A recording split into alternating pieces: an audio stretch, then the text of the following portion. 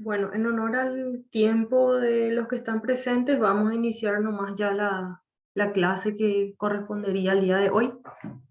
La clase anterior nos habíamos quedado en lo que respecta a trastornos de los pigmentos. Habíamos hablado de los pigmentos hemoglobinógenos y los anemoglobinógenos.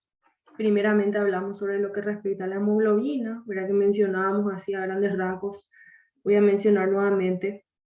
Hablábamos de la síntesis de hemoglobina que se da prácticamente a nivel de los eritroblastos basófilos, ¿verdad? En cuanto a la síntesis del grupo hemo para conformar la molécula misma de hemoglobina se da a nivel de las mitocondrias y del citoplasma de la célula, ¿verdad? Mediante una cadena de reacciones. Y en cuanto a la síntesis de globina se da a nivel de los ribosomas y las distintas combinaciones eh, de este tipo de pigmento y digamos, sus subproductos es lo que daban lugar a diferentes tipos de patologías.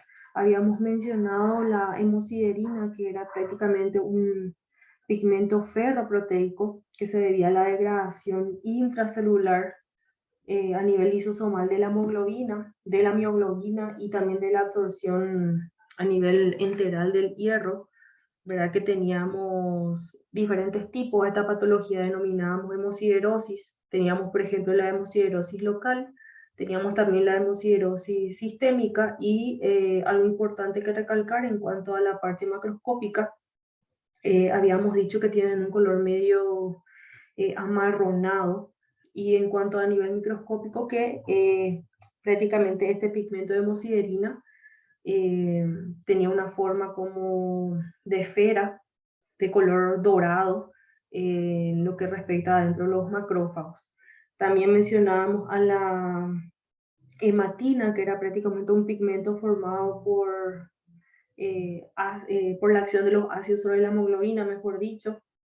¿Verdad? Teníamos, por ejemplo, la hematina ácida formalínica, teníamos las hematinas ácidas clorhídricas, la hematina parasitaria, ahí mencionábamos en el caso de la malaria humana.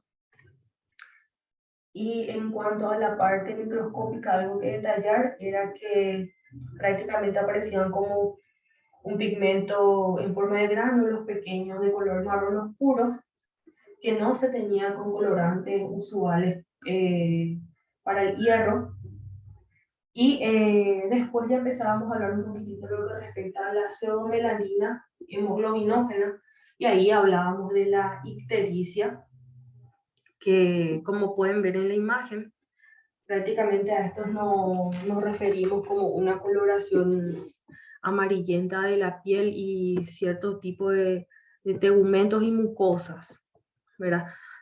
Podemos decir entonces una definición más correcta, que es la coloración amarillenta de tejidos y plasma a nivel sanguíneo originado por hiperbilirrubinemia, o sea, un aumento excesivo de lo que es la bilirrubina a nivel sanguíneo, que en este caso es secundario a diferentes tipos de entidades, ¿verdad? Como por ejemplo la hemólisis intravascular, también por alteración en la formación y evacuación de la bilis, por algún tipo de proceso, ya sea a nivel intrahepático o a nivel extrahepático. Y teníamos aquí las imágenes, ¿verdad? Los cuales se podían evidenciar eh, diferentes grados de ictericia en los pacientes, ¿verdad? Aquí tenemos una coloración amarillenta a nivel del abdomen, junto también con petequias. Aquí se podía ver la cavidad bucal de un paciente también con coloración amarillenta. Aquí también a nivel de la esclerótica ocular, ¿verdad? La coloración no se ve muy bien, pero también es de color amarillo. Y aquí, ¿verdad? Lo que respecta al suero, ¿verdad? Este sería la tapita de un catéter, ¿verdad? Un punzocat. Y que posterior a la coagulación queda ahí una sección, un remanente de lo que sería el suero. Y también se puede evidenciar la coloración, ¿verdad? Que es bastante amarillenta. Bueno, entonces, cuando hablamos de ictericia tenemos que hablar sí o sí de la bilirrubina, porque prácticamente es esta la que le da esa característica coloración a ciertos elementos del cuerpo. Dice que la bilirrubina presente en cantidad excesiva se difunde a través de las paredes de los vasos sanguíneos, impregna de esta forma los tejidos y fluidos corporales a excepción de cartílagos y córneas. O sea, prácticamente este pigmento puede llegar a colorear todo lo que se encuentra dentro de nuestro cuerpo, excepto lo que respecta a nivel de los cartílagos y la córnea. Estas alteraciones se manifiestan por coloración amarillenta de pieles escleróticas, que ya vimos en la diapositiva anterior, debido a retención de bilirrubina pigmentada. Recuérdense que la bilirrubina es un producto de degradación de lo que respecta a la hemoglobina, y particularmente esto se debe eliminar por diferentes vías de degradación, y una pequeña parte se vuelve a reabsorber y una parte también queda conjugada a nivel sanguíneo. Y cuando esto no se da de manera normal es cuando empiezan a escapar de la circulación y empiezan a impregnar ciertos tejidos. Dice, cuadro caracterizado por retención sistémica no solo de bilirrubina, sino de todos los solutos eliminados habitualmente por la bilis. Como les dije, también tenemos otros subproductos de lo que sería la degradación de la bilirrubina que vamos a ir viendo.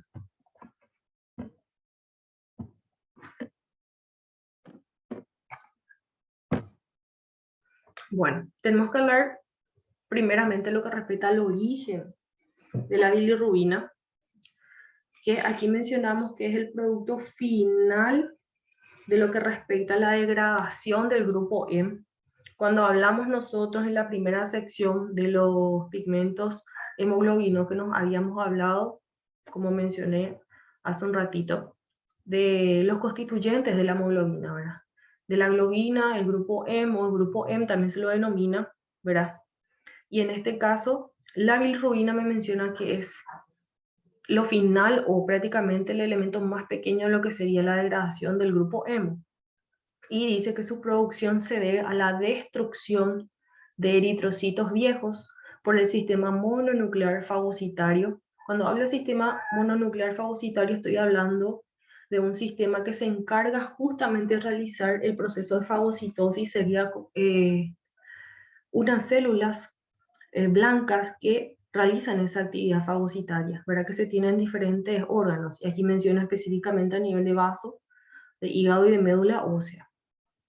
Y en cuanto a cómo se da este proceso, ¿verdad? Menciona que la M-oxigenasa, ¿verdad? Que es una enzima, me va a oxidar, ¿verdad? Cuando tiene la palabra oxigenasa, o la terminación asa es una enzima, y en este caso menciona la palabra oxige, ¿verdad? Enfrente, que significa oxidación. Entonces, la M-oxigenasa oxida el grupo M hasta la formación de una sustancia denominada biliverdina. O sea, la bilirrubina se desdobla mediante la N-oxigenasa hasta la formación de biliverdina.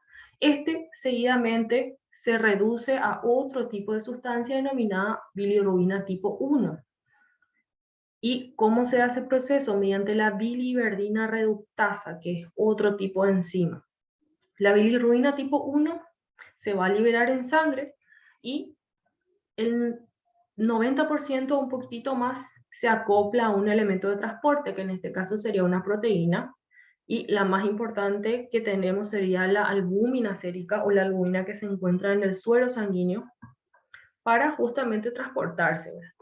Una vez que esta bilirrubina tipo 1, ¿verdad?, hizo su recorrido mediante la albúmina, llega al hígado, el proceso que ocurre dentro de los hepatocitos podemos mencionar aquí. Primeramente, esa bilirrubina tipo 1 se tiene que captar y transportar, ¿verdad?, a través desde la sangre hasta lo que sería dentro del hepatocito, pero este proceso no se da de manera directa, sino que utiliza un transportador que se encuentra a nivel de la membrana del sinusoide, que sería como una capa que se encuentra dentro del endotelio vascular. Tengo una imagen un poquitito más adelante para que puedan ver. Después de que se captó y se transportó esta bilirrubina tipo 1, se tiene que conjugar, ya sea con una o con dos moléculas de una sustancia denominada ácido glucurónico o glucorónico. Las dos forma está correcta, ¿verdad? Dependiendo de la literatura, nomás van a encontrar de una u otra forma. ¿Y mediante quién se va a conjugar? Mediante la biliverdina, uridina, difosfato, glucuronolcir transferasa, o, en términos más sencillos, UGT, ¿verdad? Que es como más van a encontrar. ¿Dónde se da esto? Ya adentro de lo que sería el hepatocito, porque como bien mencionamos anteriormente, ya atravesamos la membrana sinusoidal y este proceso se da a nivel del retículo endoplásmico rugoso. El hepatocito, recuérdense que es la célula del hígado, ¿verdad? La principal, y como toda célula tiene también un citoplasma, tiene mitocondrias, retículo endoplásmico liso, rugoso, entonces este proceso se da a nivel del retículo endoplásmico rugoso. Bueno, posteriormente, ¿qué pasa? ¿Verdad? Una vez que se conjugó, se lo denomina glucurónidos o glucurónidos de bilirrubina, o de otra manera también bilirrubina tipo 2 o bilirrubina conjugada, tienen diferentes nombres. Como componente de la bilis, dice que será finalmente evacuada en la luz del duodeno. O sea, una vez que se conjugó, estos elementos se tienen que eliminar de cierta forma, ¿verdad? ¿Cómo va a ser? Mediante un componente de la bilis, o sea, van a llegar a conformar ahora lo que sería un componente de la bilis, y recuérdense que la bilis se tiene que eliminar a través de una sección del intestino delgado, específicamente a nivel del duodeno, ¿verdad? Que es la primera sección. En la luz del intestino delgado y también a nivel del intestino grueso, esta bilirrubina tipo 2 tiene que volver nuevamente a metabolizarse, pero no es que queda nada más ahí. A la bilirrubina tipo 2, vuelvo a recordar que se le denomina también bilirrubina conjugada. Dice, ¿qué pasa a este nivel? La bilirrubina tipo 2 se ataca nuevamente otra vez por otro tipo enzimático. En este caso serían las glucuronidasas o glucuronidasas, pero que son prácticamente a través de las bacterias que se encuentran en el intestino que van a desconjugar, porque vuelvo para atrás. En la sección B decíamos que lo que respecta a la bilirrubina tipo 1 se conjugaba con ácido glucurónico, y en este caso ya tengo que desconjugar esa unión.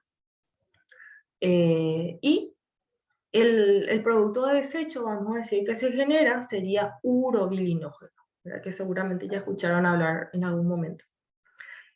Este pigmento urobilinógeno y otros residuos que quedan del desconjugamiento de esta molécula, dice que en su mayoría se excretan por las heces, pero un 20%, como les mencioné hace rato, se reabsorben nuevamente, pero a nivel del ilion y colon, que sería la última sección del intestino delgado y la del intestino grueso, para volver al hígado, ¿verdad? Es como que se recapta nuevamente para poder eliminarse nuevamente por la bilis. Y este ciclo se denomina ciclo enterohepático, o sea, incluye la parte gastrointestinal, o específicamente a nivel enteral o a nivel de los intestinos, y la parte hepática de manera directa. Y una pequeña porción va a ser otro tipo de circulación, va a ir a través de la circulación sistémica, y a nivel renal se va a filtrar, y es lo que va a determinar el color de la orina. El urobilinógeno que queda nuevamente de eso en el intestino grueso, se vuelven a atacar por enzimas bacterianas para desdoblarle nuevamente. O sea, la bilirrubina tipo 2 se volvió nuevamente a degradar eh, en lo que quedaba, que era urobilinógeno, y ahora me forma otra sustancia que se denomina estercobilinógeno y estercobilina, que son prácticamente los pigmentos que me van a determinar el color de la materia fecal, pero todos son prácticamente productos de degradación y conjugación de la molécula de bilirrubina. Y hace rato les mencioné los sinusoides, ¿verdad? A nivel de la membrana del sinusoide mencionaba. Y los sinusoides son prácticamente, me gustó más esta definición, son conductos, dice, formados por endotelio. Y cuando hablamos de endotelio, recuérdense que estamos hablando de la membrana interna de los vasos sanguíneos. Dice que sus células dejan huecos entre ellos, y donde la función de barrera es prácticamente inexistente. O sea, son prácticamente lugares o canales, como pueden ver, aquí tenemos el sinusoide, o vamos a decir la capa interna de lo que respecta al endotelio. Aquí también, aquí tenemos un hepatocito, que es la célula hepática, como ven, tienen los mismos constituyentes que cualquier tipo de célula, ¿verdad? Y tenemos pequeños espacios en lo que respecta aquí el sinusoide, que de esta manera permiten justamente el paso de la bilirrubina a través de la degradación de miclóbulos rojos, ¿verdad? Que eso se da obviamente a nivel sanguíneo y pasa a través de estos espacios sinusoidales al hepatocito. Y aquí tenemos un poquitito más de manera resumida en lo que respecta a la degradación propiamente dicha de la bilirrubina, ¿verdad? Dijimos que la bilirrubina se da justamente como producto de degradación de la hemoglobina, ¿verdad? Y tenemos aquí el grupo hemo, ¿verdad? Que era lo más importante para la formación de la bilirrubina, el cual va a pasar por proceso de degradación mediante una enzima, la hemo o hemoxigenasa, y se va a transformar en biliverdina. La biliverdina nuevamente va a pasar por proceso de transformación mediante la biliverdina reductasa hasta lo que sería la bilirrubina tipo 1 o bilirrubina no conjugada. Esta bilirrubina no conjugada, ¿verdad?, va a anclarse a una o dos moléculas, como mencionamos hace rato ahí, para conjugarse mediante la glucuronil transferasa, y me va a dar lugar a lo que se denomina bilirrubina conjugada o bilirrubina tipo 2. Esta bilirrubina tipo 2 o conjugada, ¿verdad?, va a ser nuevamente degradada mediante la flora intestinal que tengo a nivel del ilio, ¿verdad?, las cuales los elementos intestinales, o la flora intestinal, mejor dicho, me va a secretar unas enzimas denominadas beta-gluco o glucuronidasas, y me van a degradar esta bilirrubina tipo 2 o conjugada en urobilinógeno y las estercobilinas. Y decíamos que un 90-95%, ¿verdad?, prácticamente iba otra vez por un tipo de circulación denominada enteropática, ¿verdad?, desde el nivel enteral o desde el nivel del intestino hasta el hígado de manera directa, para volver nuevamente a ser un producto de conformación de la bilis.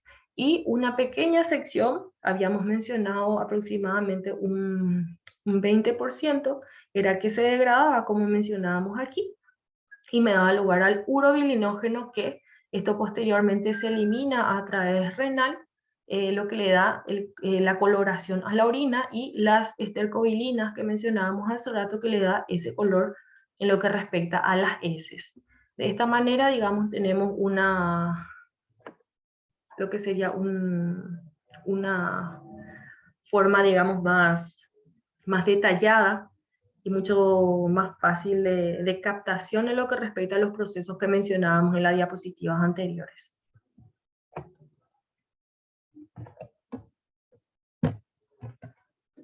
Bueno, entonces ya que hablamos cómo se da la formación de la bilirrubina y sus productos de degradación, hay que hablar ya de la fisiopatología en sí de la ictericia.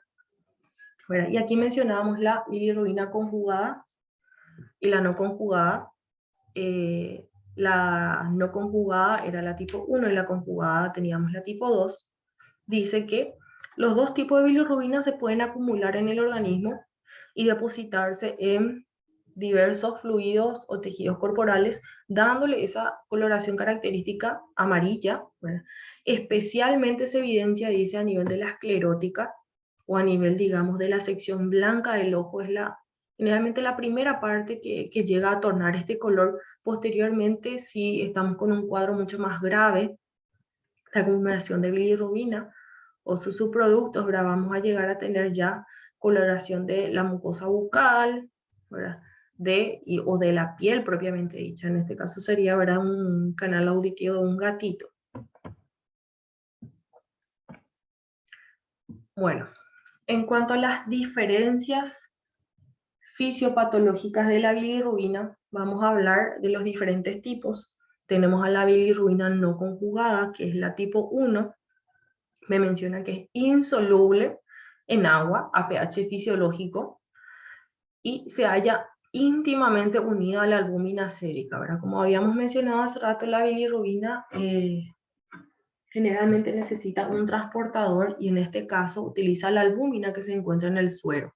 Y recuérdense que cuando habíamos mencionado, por ejemplo, en la parte de fisiología 1, en las hormonas, habíamos dicho, ¿verdad?, que las hormonas para que puedan ejercer su acción, ¿verdad?, tienen que ser libres, no tienen que anclarse a ningún tipo de transportador o proteína. Bueno, en este caso es similar, ¿verdad?, porque como les dije, la bilirrubina normalmente se elimina, ¿verdad?, ya sea por orina, ya sea por la bilis, ya sea por las heces, ¿verdad?, en cierta proporción, una pequeña proporción vuelve nuevamente a la bilis, pero en este caso si se halla unida a una proteína que sería la albúmina, ¿verdad? Como la albúmina es una proteína grande, recuérdense que las proteínas normalmente o regularmente no se deben encontrar en orina, entonces si esta permanece unida a la albúmina, no puede ser eliminada por los riñones. Por lo tanto, ¿qué va a pasar?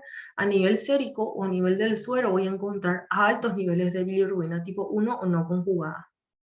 Como dice, en condiciones normales el plasma contiene una pequeña cantidad de bilirrubina no conjugada, o sea, es normal que en cierta proporción se tenga, pero dice que esta puede escapar de los vasos sanguíneos y difundirse hacia tejidos, sobre todo del encéfalo, provocando lesiones tóxicas. Y aquí tenemos un tipo de patología denominada Kernicterus o ictericia nuclear, que creo que tengo una imagen de eso.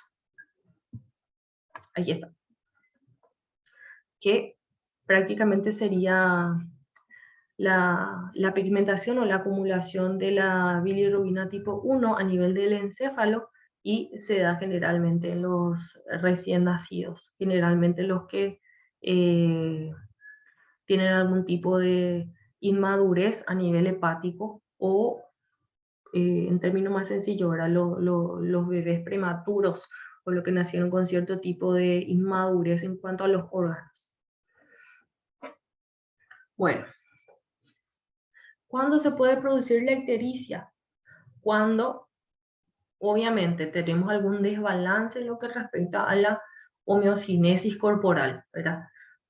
Lo mismo, vuelvo nuevamente a la parte de biofísica, ¿verdad? ¿Cómo nosotros podemos, por ejemplo, conservar el calor cuando hace frío, ¿verdad? Vasoconstricción, ¿verdad? Y obviamente evitar la pérdida de calor, ¿verdad?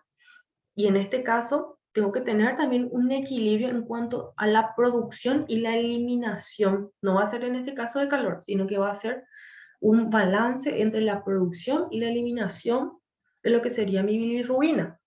¿Y cuándo yo voy a tener esos desequilibrios? Cuando mi producción de bilirrubina es excesiva, cuando, recuérdense que esa bilirrubina se tiene que conjugar, ¿verdad?, a nivel de los hepatocitos, entonces cuando tengo una reducción en cuanto a la captación por los sinusoides a nivel de los hepatocitos, o cuando tengo una alteración en la conjugación que se da a nivel hepático. Una vez que se conjuga a nivel hepático, recuérdense que se tiene que excretar a través de la bilis, entonces si es que tengo una disminución de la excreción a nivel hepático, también voy a tener un aumento en lo que respecta a bilirrubina sérica, y también si es que presento una alteración en el flujo de bilis, ya sea a nivel intra o extra hepático. El A, B y C son prácticamente casos de hiperbilirrubinemia no conjugada o hiperbilirrubinemia tipo 1, y lo que respecta a disminución de la excreción hepatocelular y alteración del flujo biliar intra o extrahepático sería hiperbilirrubinemia conjugada. ¿Por qué? Porque la primera sección se realiza generalmente a nivel, digamos, no tan hepático, no tiene una causa hepática, pero es más extrahepática, y las dos últimas serían ya a nivel hepático. Y tenemos aquí la clasificación nuevamente de ictericia. Tenemos tres tipos o tres clasificaciones de ictericia. Tenemos la ictericia prehepática, la ictericia hepática y la ictericia poshepática. La ictericia prehepática o hemolítica, como lo dice su nombre, prácticamente es secundario en este caso a hemólisis intravascular masiva de los glóbulos rojos, también se lo denomina, olvidé mencionar, ictericia hiperfuncional. Recuérdense que los glóbulos rojos sí o sí mueren, tienen un periodo de permanencia de más o menos 120 días, pero por algunas cuestiones patológicas, este proceso de destrucción se ve acelerado, ¿verdad? Este proceso de destrucción de los mismos aumenta más, ¿verdad? Cuando tenemos mayor hemólisis de glóbulos rojos, ¿cuál es el problema? Cuando el glóbulo rojo se rompe, se libera hemoglobina, ¿verdad? Por lo tanto tengo mayor cantidad de hemoglobina, y si tengo mayor cantidad de hemoglobina que voy a tener, obviamente es un producto de degradación que sería mayor cantidad de bilirrubina, pero tipo 1, porque aún todavía no está conjugada, que se da a nivel hepático. Entonces, ¿qué pasa con esta bilirrubina tipo 1? Esta se va a liberar al plasma mediante el sistema mononuclear fagocitario. Recuérdense que el sistema mononuclear fagocitario es un sistema que se encuentra en todo el organismo, es un conjunto de células que se encargan de defensa y que generalmente realizan la función de fagocitosis. Entonces, ¿qué pasa? Estas células tienden a querer englobar moléculas grandes y destruirlas por lisis, ¿verdad? Entonces, estas células van a perder esa capacidad de captación, o van a perder esa capacidad de agarrar las moléculas que se encuentran en gran cantidad, que van a producir algún tipo de toxicidad, algún tipo de problema. Entonces, hay demasiado, no van a poder eliminar, y a la par, ¿qué pasa? Eh, También va a sobrepasar el transporte a través de la albúmina, y obviamente también va a sobrepasar la capacidad de conjugación a nivel de los hepatocitos. Recuérdense que para todo tenemos límites, ¿verdad? Tenemos los rangos inferiores y los rangos superiores. Cuando se encuentran por debajo del inferior o por encima del superior, aparecen las patologías. Ya habíamos mencionado en diapositiva anterior que la bilirrubina tipo 1 no conjugada es insoluble en agua, por lo tanto la mayor cantidad se encuentra acoplada a una proteína transportadora, que en este caso sería la albúmina sérica, y no se puede eliminar por los riñones. Entonces, ¿qué va a pasar? Va a aumentar su nivel sanguíneo, y al aumentar su nivel sanguíneo no es que va a desaparecer, ¿verdad? Tienen que hacer algo el organismo para poder compensar ese aumento excesivo. Si no puede eliminar, ¿qué va a hacer? Va a empezar a enviar a todos los lugares, ¿verdad? Para poder, de cierta forma, mantener en rango, ¿verdad? Entonces va a enviar a todos los tejidos.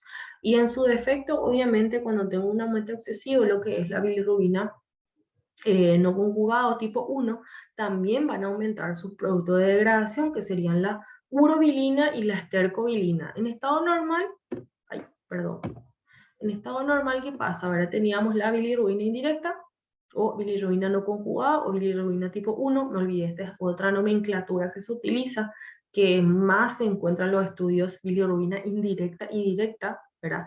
La indirecta sería la no conjugada, o la tipo 1.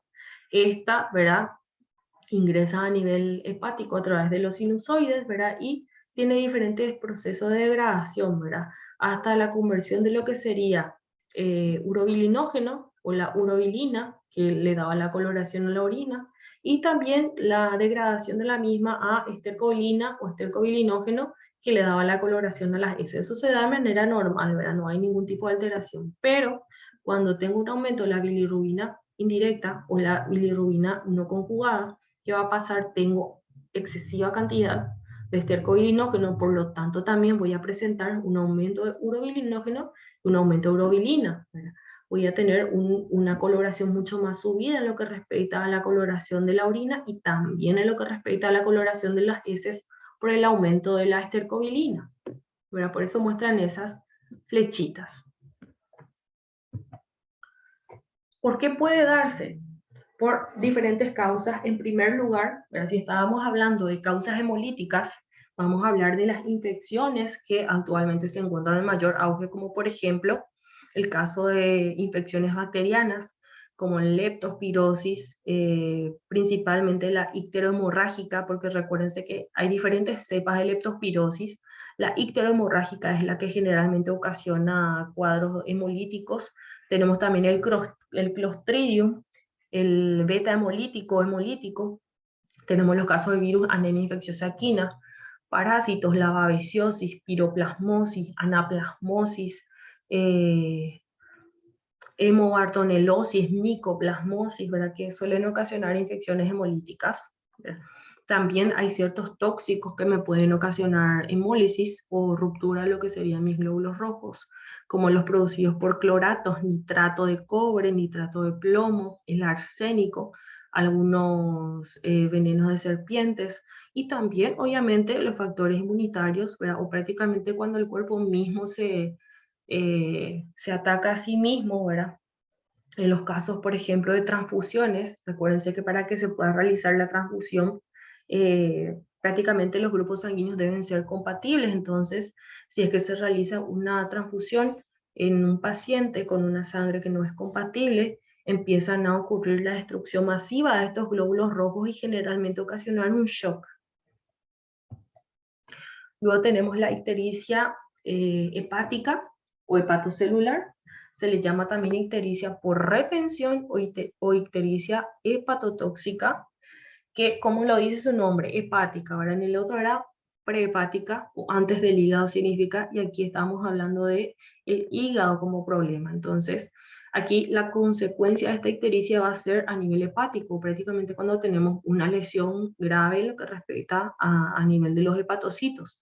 ¿Y qué función obviamente realizan los hepatocitos? Captar, transportar y conjugar lo que sería la bilirrubina. Y también puede darse obviamente este problema de ictericia hepática por sustancias tóxicas que pueden producir lesiones de degeneración, que también nosotros hablábamos esto en anatomía patológica en clases anteriores, como los cambios grasos, el hígado graso o la necrosis hepática. En los casos de cirrosis también podemos tener ictericia hepática o hepatocelular. Y en este caso, prácticamente el cuadro ictérico o el cuadro de coloración amarillenta se da justamente por la acción destructiva de todo lo que mencionamos a nivel de los hepatocitos. Entonces, en la ictericia intrahepática, ¿por qué prácticamente puede darse? Por incapacidad genética de metabolizar la bilirrubina, por disfunción hepática o por obstrucción intrahepática. Bueno, son tres causas las que pueden originar ictericia hepática, ¿verdad? Se puede encontrar en estos casos nivel alto de bilirrubina no conjugada en suero o la bilirrubina tipo 1. También aumento de la bilirrubina conjugada en suero. Voy a tener una menor eliminación de bilirrubina conjugada por la bilis. Voy a tener menor formación de urobilinógeno y absorción intestinal, porque recuérdense que la transformación de estos elementos se da justamente a nivel hepático. Y también voy a tener menos urobilinógeno en orina. Y también voy a tener un aumento de bilirrubina conjugada en orina, así como también aumento de todos los marcadores hepáticos. O sea, voy a tener prácticamente un aumento de lo que respecta a la enzima GOT, a la GPT, entre otras. ¿Por qué puede darse? Por trastornos genéticos, ¿verdad? Recuérdense que cuando hablábamos a nivel hepático del problemita, obviamente que estamos hablando de un problema grave a nivel de los hepatocitos, o a nivel hepático meramente tiene lugar el problema, y ahí se da la reconversión de la bilirrubina no conjugada. Por lo tanto, puede ser que yo tenga una deficiencia en la enzima que me permita la conjugación de bilirrubina con otros elementos para dar lugar a las diferentes degradaciones de la misma. En este caso mencionábamos la enzima glucuroniltransferasa. También puede ser por atresia o estenosis del conducto biliar, o sea, cuando tenemos un enlentecimiento de la secreción de bilis, o tengo una anormalidad en cuanto a la conformación, o tengo como un estrechamiento a nivel del conducto biliar.